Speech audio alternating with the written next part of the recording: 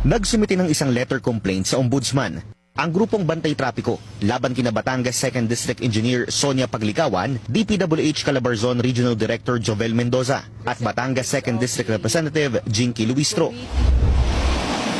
Kaugnayan ng umano'y maanomalyang cat's eyes o reflective road studs project sa Batangas City, San Pascual, Bawan Diversion Road. Sa inihaing reklamo, sinabi ng complainant na tila may indikasyon ng overpricing, irregular fund utilization at wasteful implementation ng nasabing proyekto sa lugar. Ayon sa isang 2024 DPWH order, aabot sa 8.9 kilometers ang haba ng buong diversion road. At least 2.6 kilometers nito sakop ng Batangas City. Sa inihaing reklamo, sinabi ng complainant na sa kahabaan ng bypass, Bawan at San Pascual lang ang mayroong road studs. Itong dots of Kitang-kita raw ito sa ilang viral videos ng mga dumadaan sa lugar kung saan nagmimistulang airport runway ang kalsada sa gabi. Dagdag pa ng complainant, matapos umanong i-install ang nasabing road studs, binaklas din ito kalaunan dahil kinakailangan raw palang aspaltuhan ang kalsada. Personal na binisita ng Billionaire News Channel ang nasabing proyekto. Ang aming nadatnan, mga butas sa kalsada sa parte ng San Pascual at Bawan na mistulang bakas ng mga binaklas na cat's eye. Ang dating tila airport runway sa gabi, ganito na ang itsura dahil marami ring parte ng diversion road na wala pang mga ilaw. Nahanap namin ng kontrata para sa nasabing road stud installation project sa lugar. Isang joint venture ito sa ilalim ng Kisha Construction and Supply at 3W Builders. Ang Kisha Construction, una nang ibinalita ng Billionaire News Channel na pagmamayari ni Tanawan City Councilor Potenciano Natanawan. 2 buwan ang nakalipas nang sabihin niya sa BNC na pinaprocess na ang divestment niya mula sa kumpanya.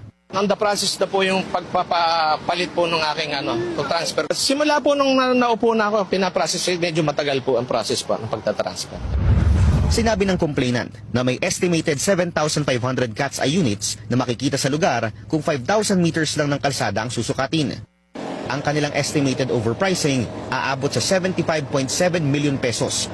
Kung pagbabasehan ang DPWH Detail Unit Price Analysis na una nang inilahad ni Baguio City Mayor Benjamin Magalong, kung saan naabot umano sa 11,700 pesos ang presyo ng bawat piraso ng cat's eye, kahit na around 1,800 pesos lang daw ang market price nito, including tax and installation. Sinuri namin ang nasabing kontrata.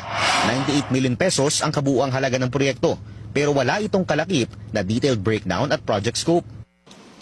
Ayon sa DPWH 2nd District Engineering Office, tinatayang 6.3 kilometers o katumbas ng mahigit 6,000 meters ang sakop ng proyekto. Kung susundin ang market price na binanggit ni Mayor Magalong, mahigit 16 million pesos lang dapat ang presyo ng proyekto. Kung susumahin, tila pinatungan ang proyekto ng mahigit 80 million pesos para sa ilang libong road studs na binaklas lang din uli dahil hindi pa pala tapos ang construction. Dagdag pa ng complainant, rendered unusable na ang mga cat's eye upon removal. Pinuntahan namin ang DPWH 2nd District Engineering Office para kunin ang kanilang panig, pero wala raw available na makipag-usap sa amin. Sinubukan din naming hingan ng pahayag si Congresswoman Luistro, pero hindi pa ito sumasagot sa aming mga mensahe. Bukas ang Billionaire News Channel para sa panig ng mga respondent sa inihaing reklamo. Para sa agenda, Joash Malimban, Billionaire News.